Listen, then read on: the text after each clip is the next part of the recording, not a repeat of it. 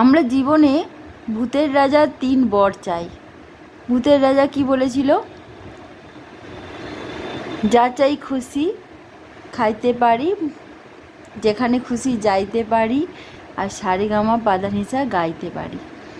এই ভূতের রাজা 3 বর প্রতিটা মানুষের জীবনেরই আকাঙ্ক্ষা, ইচ্ছা।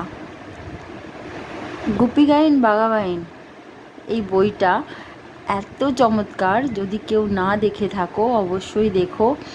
অনেক কিছু শেখার আছে এই বইটা থেকে। এবং আমার মনে হয় শুধু পড়াশোনা নয়, পড়াশোনার পাশাপাশি কিছু গল্পের বই পড়া উচিত।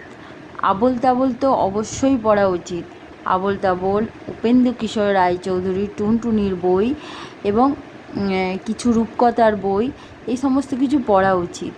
এবং যেটা দেখছি এখনকার স্টুডেন্টরা পাঠ্য বই ছাড়া অন্যান্য বই পড়ে না, বেশিরভাগ সময় তারা ফোন নিয়ে ঘাঁটাঘাঁটি করে।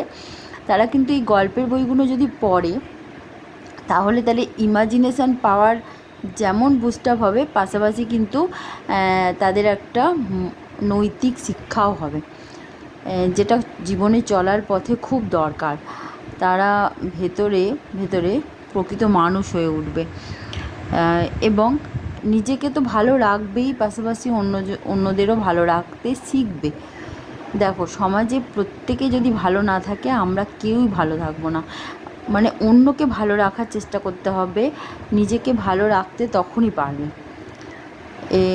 বইগুলো, অনেক বইগুলো আছে, এই বইগুলো পড়া উচিত। গল্পের বই, নীতিশিক্ষা, ঠিক আছে, ঈশপের গল্প, এবং কিছু মজার বইও আছে, যেমন গোপাল ভাঁড়, বীরবল, এগুলো পড়া উচিত।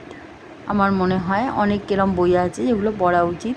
এবং পাশাপাশি আঁকা, যেটা ক্রিয়েটিভিটি যার মধ্যে যেটুকু আছে সেগুলো করা উচিত।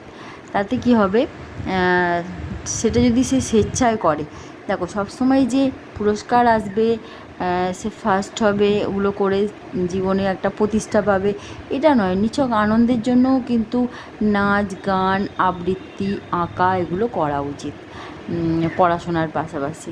তাই জীবনটা একটা স্বাভাবিক ছন্দে বইবে।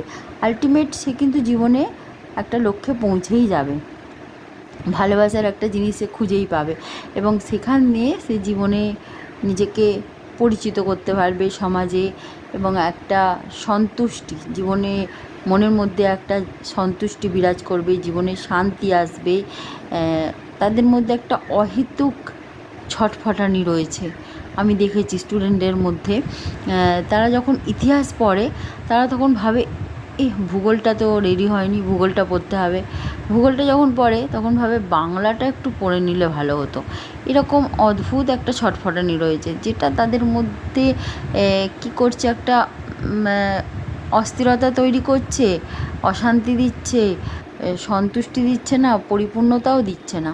এবং কোনো বিষয়ের ওপরই তাদের যে একটা গভীর মনোযোগ থাকা উচিত, সেই মনোযোগটা আসতে দিচ্ছে না। এটার জন্য তাদের নিয়মিত প্রাণায়াম করা উচিত, মেডিটেশান করা উচিত, যোগব্যায়াম করা উচিত। অন্তত সকালে যে সময় ওঠে, 7টা সাড়ে 7টা যে সময় ওঠে, সেই সময় আধা ঘন্টা তার যোগব্যায়াম প্রাণায়াম করা উচিত, যাতে কনসেন্ট্রেশন লেভেলটা অনেক ভালো থাকে। ঠিক আছে, অন্যকে বিব্রত করে, অন্যকে কী বলে, জ্বালাতন করে, তাকে বিভিন্ন রকমেরভাবে খুনসুটি করে, তার ওপর খুনসুটি করে মজা পাওয়া, এই সমস্ত কিছু করা উচিত নয়।